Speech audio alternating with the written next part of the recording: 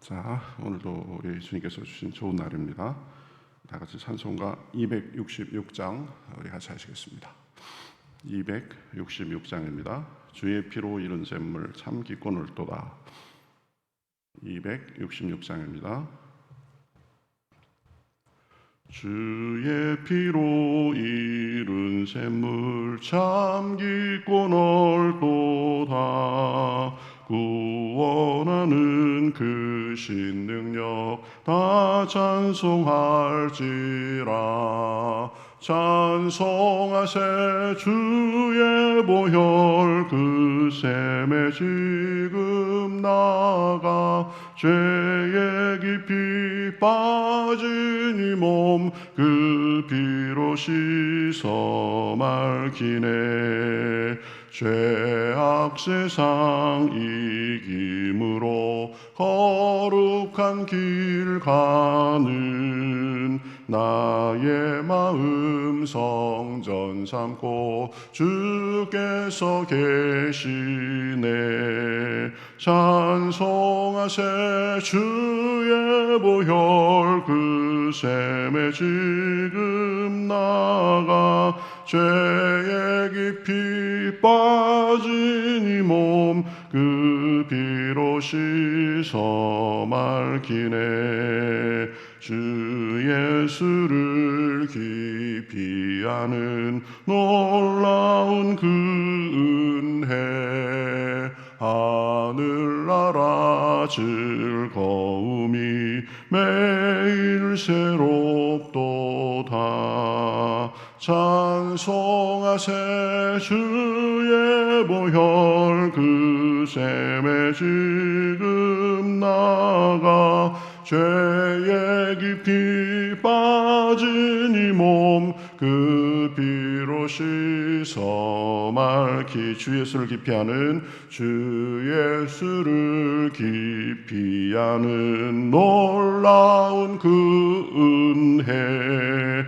하늘나라 즐거움이 매일 새롭도다.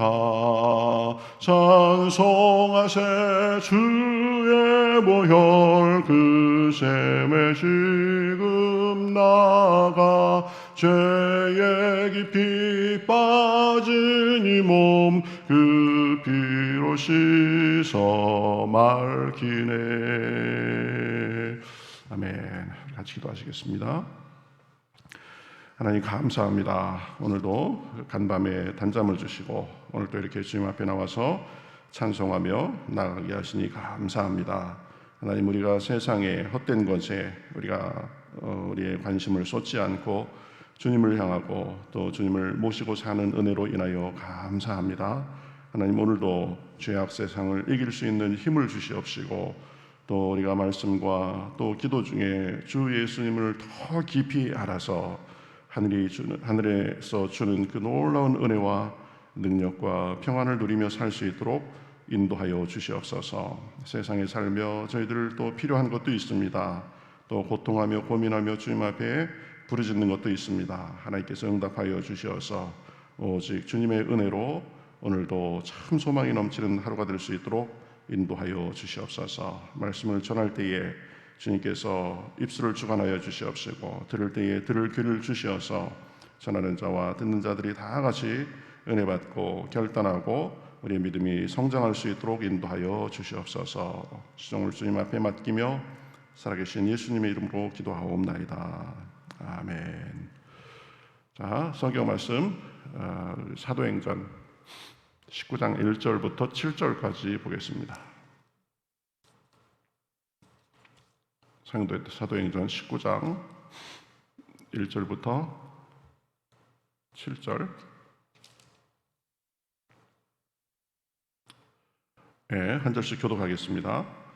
아볼로가 고린도에 있을 때에 바울이 윗지방으로 다녀 에베소에 와서 어떤 제자들을 만나 이르되 너희가 믿을 때에 성령을 받았느냐? 이르되 아니라 우리는 성령이 계심도 듣지 못하였노라. 바울이 이르되 그러면 너희가 무슨 세례를 받았느냐? 대답하되 요한의 세례니라. 바울이 이르되 요한이 회개의 세례를 베풀며 백성에게 말하되 내 뒤에 오시는 이를 믿으라 하였으니 이는 곧 예수라 하거늘 그들이 듣고 주 예수의 이름으로 세례를 받으니 바울이 그들에게 안수하매 성령이 그들에게 임하심으로 방언도 하고 예언도 하니 모두 12사람쯤 되니라. 아멘. 자, 우리가 어제는 아볼로의 에베소 활동에 있어서 브리스길라와 아굴라가 아볼로가 예수님에 대해서 또 복음에 대해서 잘 알지 못한 그런 것들을 또 잘 가르쳐주고 또 아가야 지방으로 이제 가려고 하니까 여러 사람들이 또 편지를 써서 잘 소개를 해주고 그래서 그곳의 사역 또 아볼로의 사역자로서의 성장 이런 것들을 도와줬다라고 했습니다. 이런 걸 통해서 우리도 사역과 또 삶에서 서로 부족한 점이 보이고 그렇다 할지라도 그것 가지고 허물로 여기고 비판하고 이러는 것보다 서로 돕고 그리고 협력해서 결국은 하나님의 일이 하나님의 의가 이루어지고 진보되도록 하는 그것이 중요하다라고 했습니다. 누구도 홀로 완벽하고 그럴 수 없다. 늘 서로 도우면서 그렇게 생활해 나가고 그것도 교회의 생활도 그렇다. 그런 얘기를 했습니다.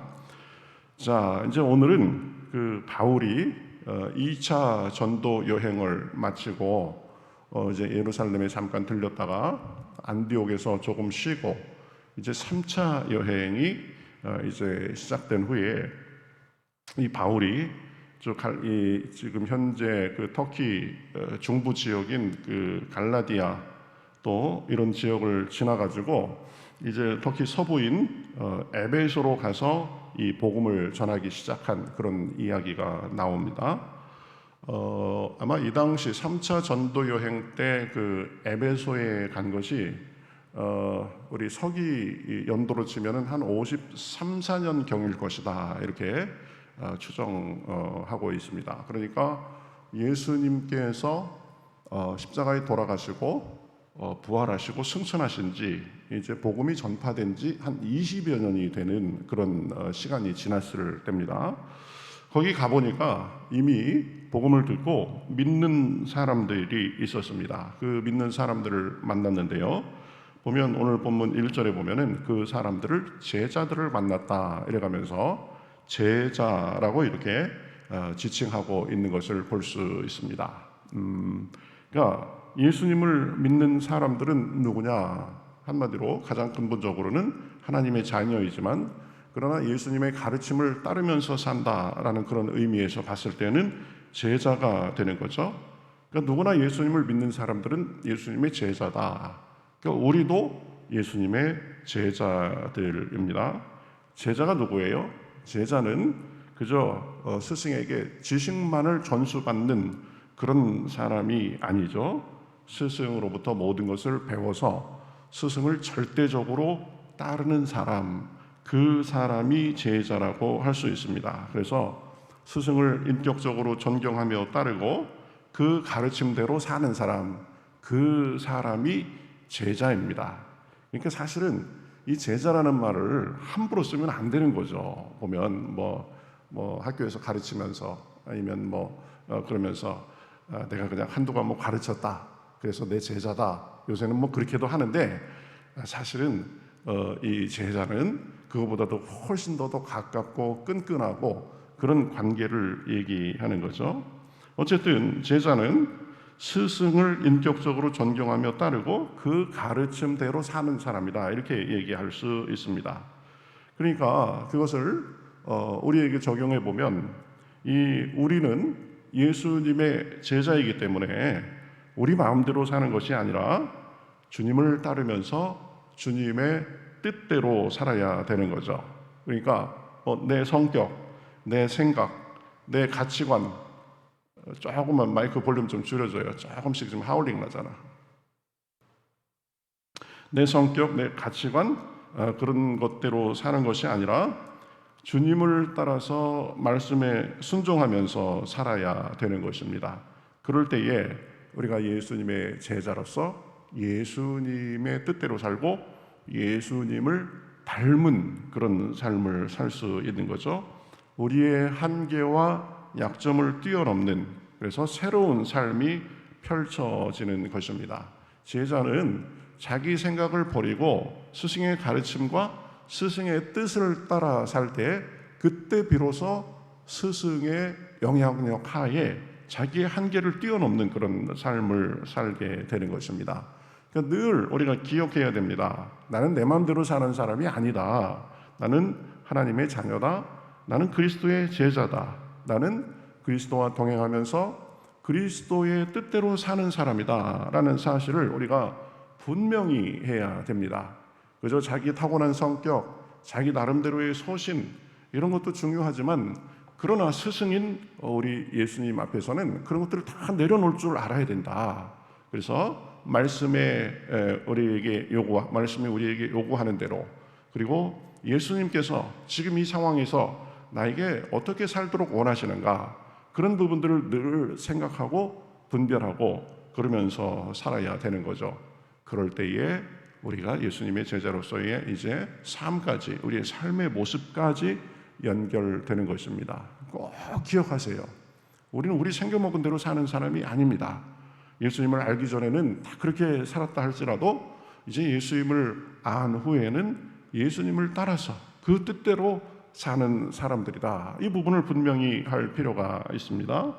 자, 이제 에베소에서 제자들을 만났는데 그들에게 이제 바울이 물어봅니다. 2절 상반절에 보면 너희가 믿을 때에 성령을 받았느냐?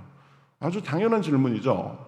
그런데 그들이 대답합니다. 우리는 성령이 계심도 듣지 못하였노라. 이렇게 대답합니다. 그러니까 이 사람들은 성령에 대해서 모르고 성령을 받았는지 안 받았는지 그런 거 개념도 없었던 거죠. 그래서 이 성령에 대해서 알지 못했을 뿐만 아니라 세례에 대해서도 알지 못했습니다. 그러니까 세례도 받지 못했죠. 그러니까 이제 바울은 야, 요한도 말하지 않았냐, 이 예수님에 대해서 말하고 그분을 믿으라고 하지 않았느냐, 그러면서 이제 예수님을 전했습니다. 그러니까 그들이 예수님의 이름으로 세례를 받게 됐습니다. 그러고 나서 바울이 그들에게 안수하자 그들에게 성령이 임해서 그들이 이제 방언도 하고 예언도 하고 이 외적인 여러 증표들이 나타났습니다. 이 에베소 교회 사람들의 이 경우를 생각해 보면 우리가 중요한 교훈을 우리가 좀 볼 수 있습니다. 그들은 제자라고 불리는 그런 사람들이었지만 기독교의 아주 중요한 것, 어떻게 보면 가장 기본적인 것도 놓치고 있었습니다. 그러니까 예수님을 믿음으로 인해서 이 받는 세례도 알지 못하고, 그러니까 세례도 받지 못하고, 또 성령님에 대해서도 듣지도 알지도 못하고 있었습니다. 그러니까 신앙이 초보적인 수준에 머물러 있었을 것입니다. 그러니까 바울은, 만약에 바울이 그곳에 가서 에베소 사람들에게 이 기독교의 그 기초 진리에 대해서 잘 가르쳐 주지 않았다면 이 사람들은 아마 거기에서 계속 머물러 있었을 것입니다. 그러니까 복음이 전파되기 시작한 지 한 20년 후니까, 그리고 에베소가 이 예루살렘에서 보면 아주 먼 데는 아닙니다. 위로 쭉 올라가가지고 이제 유럽으로 연결되는 어떤 그런 곳에 있으니까, 하지만 어쨌든 그 때가 되기까지 복음의 가장 기초적인 것도 사실은 잘 모르고 있었다라는 거죠. 우리도 그럴 수 있습니다. 내가 아는 것, 내가 경험하고 내가 지금까지 그저 생각해 온 것, 그것이 다라고 여기고 거기 머물러 있으면 우리의 신앙의 연조와 상관없이 우리는 사실은 초보적인 수준에서도 벗어나지 못하는 그런 모습이 될 수 있습니다. 그렇지 않기 위해서 어떻게 해야 되죠?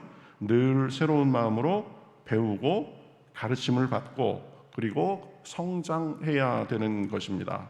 생각과 지식이 어느새인가 그저 굳어져 가지고 그것이 다라고 생각하고 그러고 있으면 안 되는 거죠. 그래서 우리가 늘 생각하는 것은 믿지 않는 사람들은 먼저 이 구원의 세계, 하나님의 자녀로서의 삶으로 들어와야 됩니다. 그렇지만 이제 구원을 받고 하나님의 자녀가 되고 새로운 생명을 갖게 됐으면 그 사람들은 그때부터 쭉 믿음 안에서 우리의 신앙의 모습이 우리의 성품이 자라가야 된다. 이 성장에 대해서 우리가 분명히 잘 우리가 신경 써야 됩니다. 그래서 목회를 하면서도 보면 말씀을 제대로 잘 가르쳐서 말씀에 대해서 잘 알도록 하고 또 그것을 삶에 적용해서 성품이 자라고 신앙의 모습이 자라고 열매 맺도록 하는 것, 이것을 사실은 목회자는 제일 신경 써야 되는 거죠. 이거 보고 뭐라 그럽니까? 양육 그럽니다. 양육. 복음을 모르는 사람은 전도를 해가지고 복음에 대해서 알도록 한다. 그리고 복음의 세계에 들어온 사람들은 양육을 잘 해가지고 신앙이 점점 자라가도록, 그래서 신앙생활 1년 한 사람, 2년 한 사람, 3년, 5년, 10년, 15년, 20년 시간이 지나갈수록 생명새는 자라가고 성숙하듯이 이 신앙의 성숙이라는 것을 우리가 굉장히 중요하게 생각하고 가르치고 받아들여야 되는 것입니다. 보면 그런데 이 한국 교회가 별로 이것을 잘 하지 않아 왔습니다. 보면 그저 교회 다니면서 예배 시간 잘 참석하고 또 교회에서 하라는 봉사 잘하고 헌금 잘 드리고 뭐 교회 생활만 잘하면 그것이 곧 신앙의 성숙이고 성장이다 이렇게 생각했는데 반은 맞고 반은 틀린 말입니다. 우리가 예배 시간 예배 잘 드리고 또 교회 생활 잘하고 그런 것 중요합니다. 그렇지만 그러한 외적인 것을 통해서 우리의 내면적인 것, 우리의 실제적인 모습도 예수님의 제자답게 자라가야 되는 거죠. 우리의 마음이 점점 더 온유하고 또 우리의 언행이 사람들 보기에 하나님 보기에 덕스럽고 우리의 삶의 모습이 믿는 자답고 그런 모습으로 점점 자라가야 되는데 뭐 그런 부분에 대해서는 별로 그렇게 강조하지 않은 면이 있습니다. 제가 그 양육에 대해서 참 양육이 중요하구나라고 생각하게 된 것은 저도 아버님이 목회 활동을 하고 그래서 목사의 아들로 쭉 자라왔는데 보면 저희 아버님 목회를 참 열심히 하셨어요. 열심히 하셨는데 그 당시 목회하시는 분들이 거의 대부분이 보면 양육하고 교육하고 그래서 신앙이 성숙하고 이런 부분은 사실은 별로 그렇게 잘 가르치지 않았습니다. 그러니까 상대적으로 교회 생활은 열심히 한 것 같은데 내가 정말 하나님과 깊이 교제해가면서 말씀의 지배를 받고 예수님과 동행하고 그래가면서 나의 모든 삶의 모습이 나의 내면과 내 언행과 어떤 이런 부분들이 자라가고 이런 부분에는 상대적으로 조금 제가 잘 몰랐던 면이 있습니다. 그런데 정말 예수님을 인격적으로 알고 나서 이제 말씀 묵상하고 또 경건 생활에 신경 쓰고 그래가면서 내 삶이 예수 그리스도를 닮아가는 삶이 돼야 된다라는 것을 제가 배우고 그 부분을 의식하면서부터는 신앙의 모습이 많이 달라졌던 것을 제가 압니다. 신앙 안에서 분명히 성숙해야 된다. 근데 이것은 시간과 노력이 필요합니다. 그러니까 우리가 점점 시간이 지날수록 때로는 내가 신앙 안에서 자라가고 그래가면서 스스로에게 실망하기도 하고 참 어렵구나 이렇게 생각도 하지만 사실은 그 안에서 보면 놀라운 은혜가 있는 것입니다. 그렇죠? 주 예수를 깊이 아는 놀라운 그 은혜, 하늘나라 즐거움이 매일 새롭도다. 이것은 우리의 욕망대로 우리가 그저 세상 사람들이 생각하는 대로 그렇게 삶으로 인해서 얻어지는 것이 아닙니다. 날이 갈수록 예수님과 더 가까이 하고 예수님과 동행하고 그 말씀을 내 영혼의 양식 삼아서 내 생각과 내 마음과 내 언행을 바꾸어가고 그럴 때에 내가 정말 주님 안에서 영적으로 자라가고 그럴 때에 있게 되는 것입니다. 여러분, 이 양육이 없으면 평생 어린아이 신앙에서 벗어나지 못한 채 살 수도 있습니다. 외모는 이미 장성하고 그랬는데 그 내면은 어린아이 같은 그런 모습으로 살 수가 있다라는 것입니다. 이게 얼마나 비참한 일입니까? 에베소 교인들이 이 성장하지 못하고 제대로 알지 못하고 그런 면이 있었던 거죠. 그래서 심지어는 이 복음이 전파된 지 20년이 지났는데도 세례도 알지 못하고 성령도 알지 못하고 그랬습니다. 이 양육을 받지 못했기 때문이죠. 히브리서에 보면은 비슷한 이야기가 나옵니다. 5장 12절에서 14절까지 보면은 이런 말씀이 나옵니다. 때가 오래되었으므로 너희가 마땅히 선생이 되었을 터인데 너희가 다시 하나님의 말씀의 초보에 대하여 누구에게서 가르침을 받아야 할 처지이니 단단한 음식은 못 먹고 젖이나 먹어야 할 자가 되었도다. 이게 뭐예요? 시간이 오래됐기 때문에 음식도 뭐 이 음식 저 음식 가리지 않고 잘 씹어 먹고 그것을 먹고 장성한 그런 사람으로서 역할을 해야 되는데 몸은 장성했는데 영적으로는 너희가 보니까 아직도 어린아이 같다. 그래서 아직도 너희가 젖을 먹어야 될 그런 수준이다. 이렇게 얘기하는 것입니다. 그러니까 히브리 이 교인들도 보면은 이 제대로 영적으로 성장하지 못하고 양육받지 못한 그런 모습이 있었던 거죠. 그래서 14절에 보면 단단한 음식은 장성한 자의 것이니 그들은 지각을 사용함으로 연단을 받아 선악을 분별하는 자들이니라. 이 히브리 교인들이 거기까지 올라가지 못해서 어린아이 같이 아직도 장성한 나이가 그런 됐는데도 불구하고 젖먹이 같은 그런 수준에 머물렀다라는 것입니다. 그래서 복음 안에서 자라고 양육받고 그리스도 안에서 신앙과 삶이 자라가는 것이 중요한 것입니다. 그러기 위해서 늘 말씀을 가까이 하고 또 말씀으로 우리의 삶과 내면을 가꾸는데 적용하고 그래가면서 우리가 주님과 동행하면서 살아야 되는 것입니다. 주여 내 모든 면이 한 해가 지나고 두 해가 지나고 그럴수록 성숙하게 도와주시옵소서. 성숙을 사모해야 되는 거죠. 그냥 1년, 2년, 3년 이렇게 그냥 세월만 보내는 것이 아닌 것입니다. 우리가 이 새벽기도를 나오시는데 새벽기도 나오는 거 참 열심이죠. 그 열심이 하나님을 기쁘게 하고 우리의 신앙의 모습이 자라는 것까지 분명히 연결돼야 된다라는 것입니다. 그래서 늘 말씀을 가까이 하고 말씀을 묵상하고 기도하고 또 우리가 그리스도를 따라 사는 삶 속에 하나님께서 우리를 꼭 영적으로 성숙하고 성장하고 그렇게 이끌어 주시는 줄 믿습니다. 에베소 교회의 교훈을 잘 생각하면서 주여 우리도 말씀과 기도 안에서 성숙하고 성장할 수 있도록 인도하여 주시옵소서. 오늘도 그렇게 기도할 때에 하나님께서 날마다 우리를 정말 예수님을 닮은 제자의 삶으로 그렇게 이끌어 주시는 줄 믿습니다. 우리 425장 우리 같이 찬송하겠습니다. 425장입니다. 너 성결케 위해.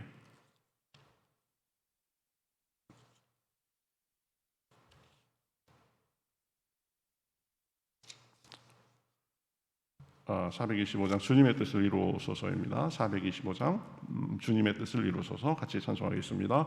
주님의 뜻을 이루소서 고요한 중에 기다리니 진흙과 같은 날 빚으사 주님의 형상 만드소서 주님의 뜻을 이루소서 주님 발 앞에 엎드리니 나의 맘속을 살피시사 눈보다 희게 하옵소서 주님의 뜻을 이루소서 병들어 몸이 피곤할 때 권능 손을 내게 펴사 강건케 하여 주옵소서. 주님의 뜻을 이루소서. 온전히 나를 주장하사 주님과 함께 동행함을 만민이 알게 하옵소서. 4절 주님의 뜻을 이루소서. 온전히 나를 주장하사 주님과 함께 동행함을 만민이 알게 하옵소서. 아멘.